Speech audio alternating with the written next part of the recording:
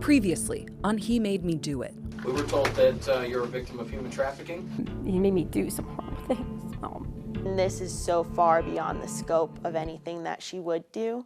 I didn't want to do it. He made me. I just wanted to go home. He was in prison for keeping a woman against her will before.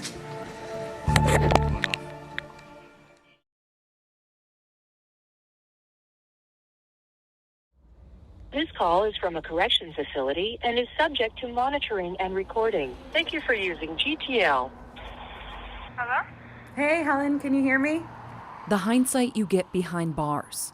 It's a whole different world being in jail, and it's not something I ever thought I would have to deal with. Can sometimes be so clear. It was all manipulation. There was no relationship. The I-Team spent nearly 4 hours over the course of several days, speaking with Helen on the phone from the Estrella jail in Phoenix. The night I met him, he was very persistent about us hanging out that night. It makes you feel good when somebody is like, oh, well, I really wanted to see you. Like, I was really looking forward to hanging out tonight. She admits she willingly went with Matthew Jones at first. I did say that it was kind of like a relationship, but when I really look back at it, there was no care, there was no affection. I didn't even like him. I could not stand him. I was scared of him. She even knew he'd been to jail, but said he lied about why. They can pretend to be somebody they're not, and that's what happened with me. The truth is, Matthew Jones was in an Arizona prison before he met Helen. He'd been convicted of aggravated assault and unlawful imprisonment for a case that has a lot of similarities to Helen's. In that case, court records say in 2020, Matthew Jones assaulted a woman he met online. Abuse that happened in Arizona and California over the course of about 6 weeks. When she asked to leave, she said Matthew Jones hit her. When she tried to escape through a window, she said he grabbed her and threw her on the bed. Later, she said he tried to suffocate her with a pillow. Some of the injuries she described throughout the ordeal, according to a court report: bruising, signs of strangulation, broken nose bones, bite marks. The young woman finally got free after discreetly sending a message to her mom: "Send police now." Police went out to Matthew's mom's house in Phoenix, where they were staying, and took him into custody. Records show Jones took a plea deal and served more than a year in prison in that case, and met Helen less than 2 weeks after his release. There's more. Before that case in Arizona, Jones was in prison in California. Records indicate he has several convictions in that state, including a case with assault and domestic violence involving another past partner. Do you understand? Yes. Side by side, Matthew and Helen are very different. Can you tell me what's going on? I'd rather speak when I have an attorney with me present. Okay. Unlike Helen, Matthew Jones didn't answer any questions about the robbery case, All right, sir. which was moving forward in Arizona. Helen Simmons and Matthew Jones were charged with the same crimes: aggravated assault, endangerment, kidnapping, attempted robbery, both facing decades in prison. Jones had just one additional charge: for having a gun as a prohibited possessor. They both pled not guilty. He's a predator. Bracing for a battle in court, Helen's family hired a second attorney to help the public defender. Katrina Ontiveros worked at that law office. The horrible things that happened to Helen, you wouldn't even want to see in a horror movie. She's not an attorney, but she is an advocate for Helen. The media is portraying her as boyfriend, girlfriend, jewelry heist, blah, blah, blah. And I was like, wait, she's not the girlfriend, she's the victim. Why do you believe her? Because when she speaks, she's genuine. She speaks from the heart. And when I read through that discovery, it's right along with what she's saying. It's not anything made up. But things weren't looking good for Helen. In court, Helen's team asked to lower her bond. I fully believe that my client is a victim in this case. She was kidnapped, held captive, forced to do sexual acts. We have proof that he had just been in prison for unlawful imprisonment. He had done similar things with someone else. But the prosecutor wasn't buying it. A memo from the prosecutor points out that Helen went into the store first, Jones right behind her with his gun. She broke the display cases in the store, causing fear to those inside. She was the one who rented the U-Haul they'd ultimately get away in. and was even inside U-Haul by herself. The memo said that Helen knew about the robbery plan beforehand and told police that Jones cased the store. The memo notes Helen claimed to be a victim of domestic violence and sex trafficking and did not mention the robbery until police asked her about the worst thing Jones made her do. She's a danger. She went into that jewelry store smashing the cases. She was angry. She participated in planning it. She helped him. And she herself admitted she was left in the U-Haul with multiple opportunities without the co-defendant. There is significant harm to the community with her being outside. Helen maintains that Matthew Jones forced her to do everything, threatening her life and her sister's if she didn't do as he said. To her, the threat didn't seem empty. I just wish that everybody would understand that that's not me. I just did that because I didn't want to die. I went in there scared, just as scared as every other person was in there. I didn't hurt anybody. I didn't come near anybody. I just broke glass. According to Helen, Matthew Jones did know where her sister lived. He picked her up the very first night they met, and they stopped by the house one other time when Natasha wasn't home. That's when Helen said Matthew must have swiped a necklace and her sister's engagement ring from her late husband. This is also part of the investigation because Helen is caught on camera at a pawn shop, appearing to bring in the jewelry. Security footage shows she was in the store alone for about 20 minutes without Jones, who Helen said was waiting for her in the parking lot. She never asked anyone in the store for help. That's something I struggle with, I had to go in and get rid of my dead brother's ring. Again, that jail cell hindsight. Like, I was afraid for my life. If I had not done what he said, I would be dead, and I know that. You can be both. You can be a victim and have other people that are affected by your victimization. Dominique Rosepowitz is the director of ASU's Office of Sex Trafficking Intervention Research. She spent more than 8 hours interviewing Helen in jail about this case. Why do you believe her? I have read all the reports related to the case and looked at the evidence. I'm not an investigator. I'm a college professor, but I know an awful lot about human trafficking and trauma and violence, and her story makes sense. Dominique picked up on key signs of trafficking in Helen's story, like taking control of her food, sleep, isolating her from family, forcing sex without her consent. Her mindset, he had choked her multiple times by this point. She was really afraid of him. She did not have most of her belongings with her. She had no way to escape.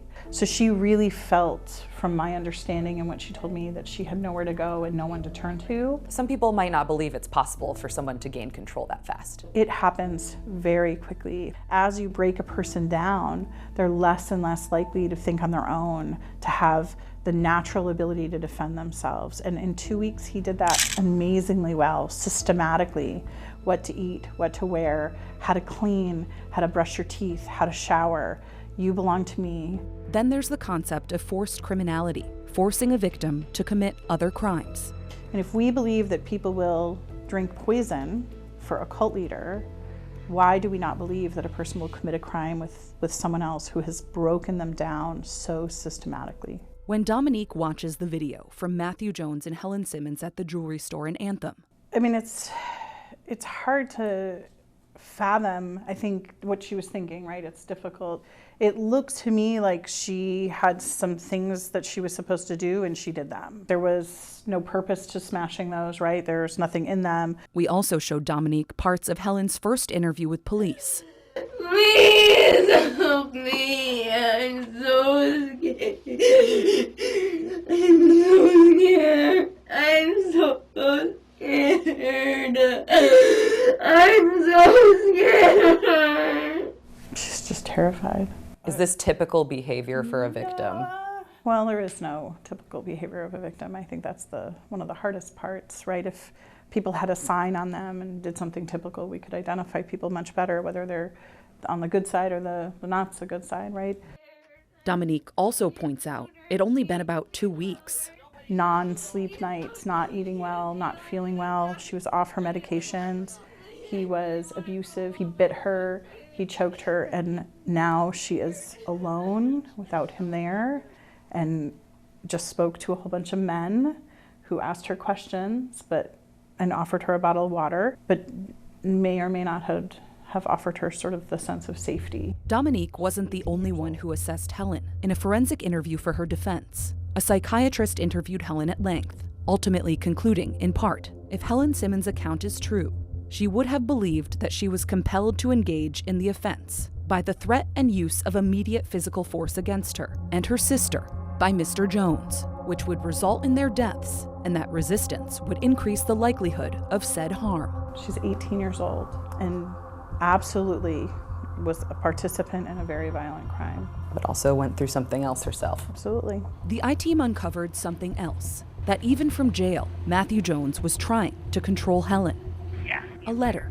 We were both in Orange County Jail, and he sent me a letter, essentially like trying to manipulate me into not testifying against him. We got a copy of the letter Matthew Jones sent to Helen while they were both in jail here in California, and it's really hard to read.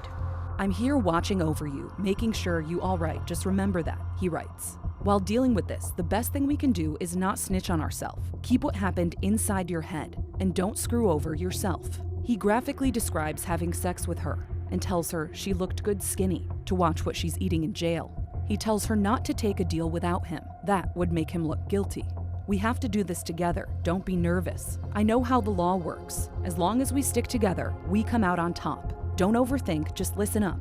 I know what they have on us, and it's not too much. Trust me, we can win.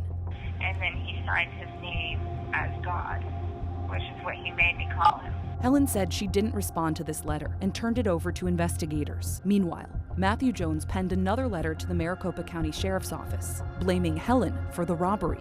If you read the letter that he sent me and then read the letter that he sent the Sheriff's Office, it's two completely different things, and it's crazy. Helen did eventually make it out on bond, just before Christmas in 2022.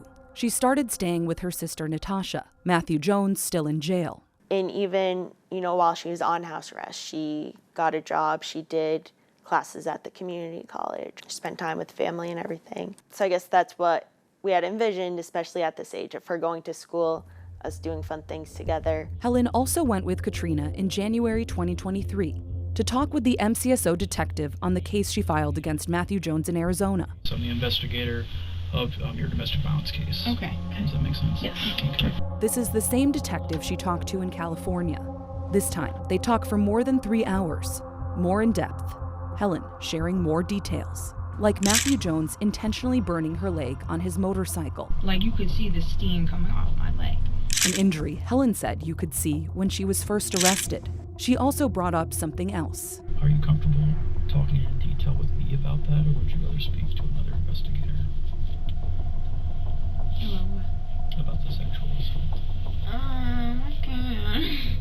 She starts talking again about the first time she tried to leave Matthew Jones, when she said he tied her up and put duct tape around her head and mouth. He's like, I own you. He's like, you're my slave, so whatever I want you to do, you have to do. Then she said he sexually assaulted her. Grabbed my legs, my hips, to hold me in place, and, we started to, have sex with me. I was crying, sobbing. And then afterwards, he grabbed my hair, got up to my ear again. He's like, this is what happens when you don't listen. Helen said he forced her to have sex one other time at the apartment, and again, the night before the robbery. I know it's hard to talk about this next incident, but let's discuss it just like before. Tell me what happened. Start from the beginning. Okay. Helen tells him this is when she and Matthew Jones were in the Scottsdale motel. She said Matthew Jones brought a drug dealer in the room and forced her to have sex with him in exchange for drugs. Then she said Matthew sexually assaulted her again. I was scared to tell him to stop or to no, because Matthew had said right before, he was like, you better not say anything, you better not do anything, or you know what's going to happen. For Helen, this interview was a chance to share her whole story, something she didn't feel she got to do in California. Actually, I have no idea what's going on in California with that. I haven't heard anything. I don't know who to call. No, I didn't. I feel like I wasn't able to tell absolutely every single thing. What Helen doesn't know is that the new details will be a problem for her down the line. What she also doesn't know. His sister comes in to the bathroom because she had heard me, screaming and everything. That Matthew's sister actually called police for help before the robbery. I remember her saying, she's like, why are you doing this again? Next time on He Made Me Do It. They never saw Helen. They never saw Matthew, it seems. What do you make of that, knowing what would come the next day? Just because you committed a crime doesn't mean that you can't also be a victim of a crime. But this came from him. He started this.